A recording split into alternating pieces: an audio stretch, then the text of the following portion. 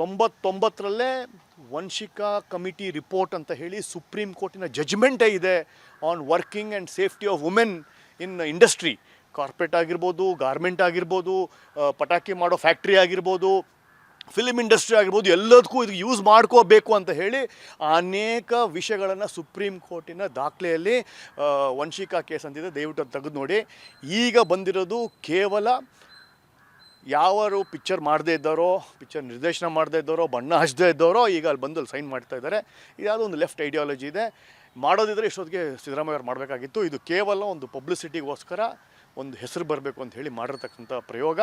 ಆದರೆ ಹೆಣ್ಮಕ್ಕಳಿಗೆ ತೊಂದರೆ ಆಗ್ತಾ ಇದೆ, ಅದಕ್ಕೋಸ್ಕರ ಒಂದು ವರ್ಕಿಂಗ್ ರೂಲ್ಸ್ ಬೇಕನ್ನೋದು ನನ್ನ ಸಮ್ಮತಿ ಇದೆ. ಸೊ ಈ ಮೀಟು ಅನ್ನೋದು ಮೊದಲಿಂದ ಇದೆ. ಏನು ಕೇವಲ ಈ ಹೆಣ್ಮಕ್ಕಳಿಗೆ ತೊಂದರೆ ಆಗ್ತಾ ಇರೋದು ಬರೀ ಇಂಡಸ್ಟ್ರಿಯಲ್ಲಿ ಒಂದೇ ಅಲ್ಲ, ಕಾರ್ಪೊರೇಟಲ್ಲೂ ಆಗುತ್ತೆ, ಸಾಫ್ಟ್ವೇರ್ ಇಂಜಿನಿಯರ್ ಆಗುತ್ತೆ, BPO ಆಗುತ್ತೆ, ಬ್ಯಾಂಕಲ್ಲಾಗುತ್ತೆ, ಎಲ್ಲ ಥರದ ಶೋಷಣೆಗಳಾಗುತ್ತೆ. ನಮ್ಮ ಅಪಾರ್ಟ್ಮೆಂಟಲ್ಲೇ ಇತ್ತೀಚೆಗೆ ಡ್ರೈವರ್ಗಳು ಮನೆ ಕೆಲಸದವ್ರಿಗೆ ತೊಂದರೆ ಕೊಟ್ಟಿರೋ ವಿಷಯನೂ ಇದೆ. ಸೊ ಎಲ್ಲ ಲೆವೆಲ್ಸಲ್ಲೂ, ಎಲ್ಲ ಮಟ್ಟದಲ್ಲೂ ಆ ತೊಂದರೆ ಇದೆ. ಅದಕ್ಕೆ ಕಾನೂನಿದೆ. ಅದಕ್ಕೋಸ್ಕರ ಹೆಣ್ಮಕ್ಳಿಗೆ 6 ಗಂಟೆ ಮೇಲೆ ಕೆಲಸ ಮಾಡಬಾರ್ದು ಅಂತಿದೆ. BPO ಮಾಡೋಂಗಿದ್ರೆ ಒಂದು ಮರ್ಡರ್ ಆಯಿತು. ಆ ಮರ್ಡರಿನ ವಿಷಯಕ್ಕೆ ಬೆಂಗಳೂರು ಪೊಲೀಸರು ಎಲ್ಲ BPOಗಳಿಗೆ ಒಂದು ಸುತ್ತೋಲೆಯನ್ನು ಹೊರಡಿಸಿದ್ರು. ಯಾವುದೇ ಹೆಣ್ಮಕ್ಳು 10 ಗಂಟೆ ಮೇಲೆ ಬಿಡೋದಿದ್ರೆ ಫಸ್ಟ್ ಆಕೆಯನ್ನು ಬಿಡಬೇಕು, ಜೊತೆಗೆ ಹೆಣ್ಮಗು ಇರಬೇಕು, ಇನ್ನೊಬ್ರು ಇರಬೇಕು, ಇದೆಲ್ಲ ರೂಲ್ಸ್ ಮಾಡಿದ್ದಾರೆ. ಸೊ ಈ ಚಿತ್ರರಂಗದಲ್ಲಿ ಹೆಚ್ಚಾಗಿ ನನಗೆ ಈಗ ಬಂದಿರತಕ್ಕಂಥದ್ದು ನನಗೆ ತುಂಬ ಹಾಸ್ಯಾಸ್ಪದ ಅನಿಸುತ್ತೆ.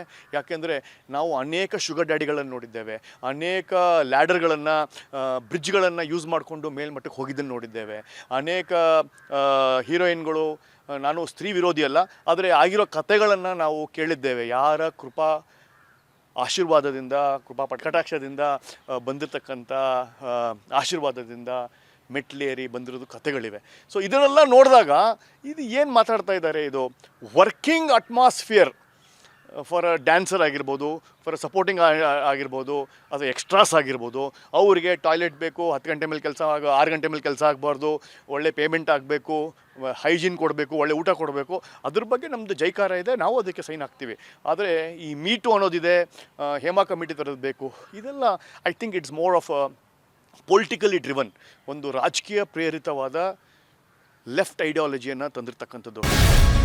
ಗ್ಯಾರಂಟಿ ನ್ಯೂಸ್, ಸುದ್ದಿ ಖಚಿತ, ನ್ಯಾಯ ನಿಶ್ಚಿತ.